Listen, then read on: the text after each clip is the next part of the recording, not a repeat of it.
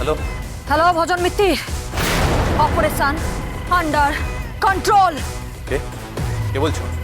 শুনে চিনতে পারছিস না?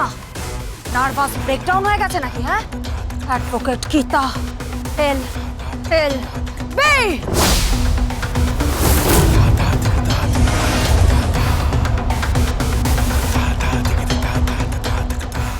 হ্যালো, কি হলো ভজন? সত্য সিং এর ফোন ওর হাতে সত্য সিং এর ফোন এলো কি করে? সত্য সিং এর ফোন কার হাতে? আরে অ্যাডভোকেট গীতা এলএলবির হাতে। সত্য সিং এর ফোন গীতা এলএলবির হাতে এলো কি করে? আমার মনে হয় যে পুলিশ ওই সত্য সিং এর ডেরে হানা দিয়েছে। এক মিনিট, আমি এক্ষুনি খবর দিচ্ছি। কিচ্ছু করতে যেও না, জিনিসগুলো আরো কমপ্লিকেটেড হয়ে যাবে। কেঁচো খুঁড়তে কেউটে বেরিয়ে যাবে।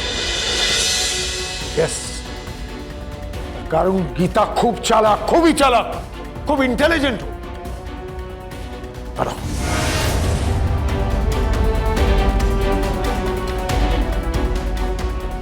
হ্যালো, অ্যাডভোকেট অগ্নিজিৎ মুখার্জি, দেওয়ান সেন বলছি। হ্যাঁ বলুন। আমি চাই পরের দিনে কেসটা যেন ডিসমিস হয়ে যায়, কৃপান ছাড়া পেয়ে যায়, আর আমার কেসটা ধামা চাপা পড়ে যায়।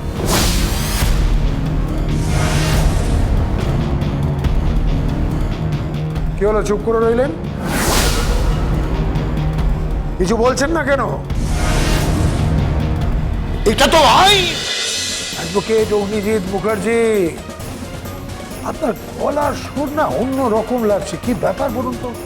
আপনি কেন বুঝতে পারছেন না?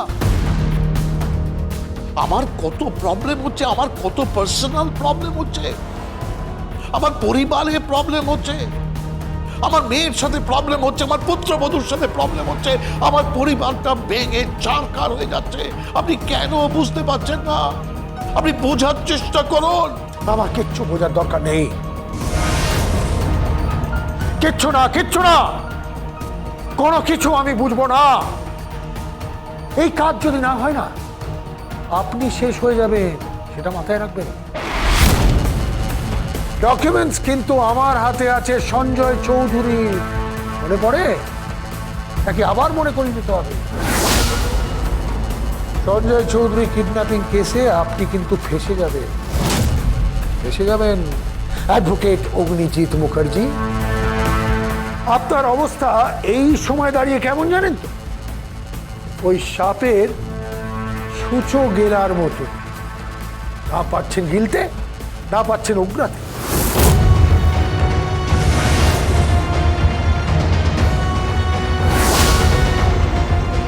Hello, hello, hello.